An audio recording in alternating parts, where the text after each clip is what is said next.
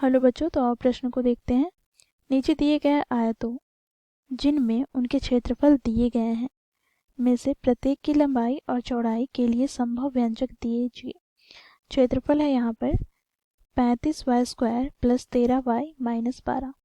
तो दिए गए प्रश्न की मुख्य अवधारणा की बात करें तो बच्चों यहाँ पर हम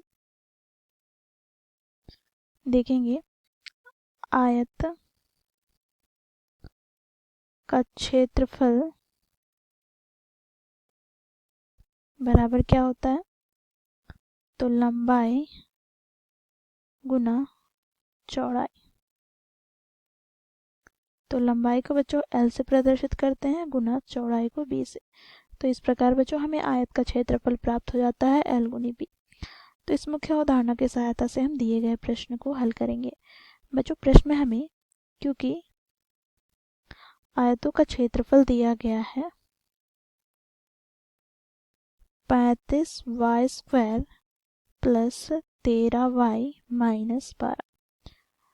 बच्चों देखो यहाँ पर हम इसे गुणनखंड करेंगे तो इसके लिए बच्चों हमें मध्य वाले पद को तोड़कर लिखना होगा। तो इसके लिए हम क्या करेंगे, 35 और 12 को गुना करेंगे। ठीक है, तो 35 और 12 को गुना करने पर हमें प्राप्त क्या होगा, तो बच्चों ये हो जाएगा 420। ठीक है, अब बच्चों देखो यहाँ पर क्योंकि 12 का चिन्ह क्या है, ऋणात्मक है, तो यहाँ पर माइनस 420 हो गया।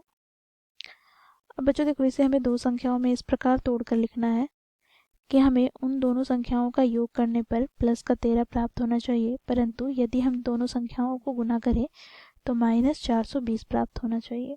तो बच्चों इसे हम कैसे तोड़ेंगे, तो आओ यहाँ पर देखते हैं। तो बच्चों देखो यहाँ पर 28 और माइनस 15 में से हम तोड़ते हैं। तो बच्चों देखो हम जब इसका योग करते हैं तो यहाँ से बच्चों हमें प्लस का 13 प्राप्त हो जाएगा, और जब हम इसका गुना करते हैं तो यहाँ से बच्चों हमें प्राप्त क्या हो जाएगा, तो माइनस 420 के बराबर। तो इस प्रकार बच्चों हम लोगों ने मध्य वाले पद को तोड़ा। तो इसे हम लिखेंगे, देखो यहाँ पर 35y का स्क्वायर है प्लस बच्चों 13 का स्थान पर हम क्या लिखेंगे, तो 28 माइनस 15 गुना में y माइनस 12। अब बच्चों देखो यहाँ से 35y का स्क्वायर, बच्चों इसे हम कोष्टक से बाहर निकाले तो प्लस का 28y plus minus minus 15y minus 12। अब बच्चों इन दोनों पदों से हम उभयनिष्ठ लेंगे तो उभयनिष्ठ क्या आ जाएगा, तो 7y, तो 7 बचे 35y और यहाँ पे 7 चौके 28, और इन दोनों पदों से हम माइनस 3 उभयनिष्ठ ले ले तो यहाँ से हमें प्राप्त हो जाएगा क्या, तो 3 बचे 15 अर्थात 5y, और यहाँ पर माइनस माइनस प्लस, फिर यहाँ पे 3 चौके 12।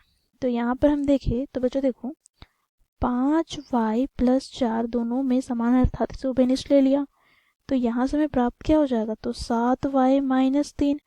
अब बच्चों देखो यहाँ पर क्योंकि हमें क्या करना है, इसमें लंबाई और चौड़ाई ज्ञात करना है, तो यहाँ पर हम देखेंगे तो बच्चों देखो लंबाई क्या हो जाएगा, तो लंबाई यहाँ पर क्या होगा, तो इसे लिख लेते हैं।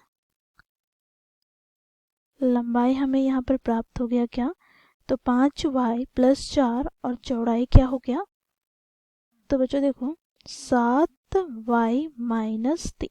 तो इस प्रकार बच्चों हम लोगों ने दिए गए आयत के क्षेत्रफल में से इसकी लंबाई और चौड़ाई ज्ञात किया मुख्य अवधारणा की सहायता से। आशा करती हूँ आप लोगों को यह प्रश्न समझ में आया होगा। धन्यवाद।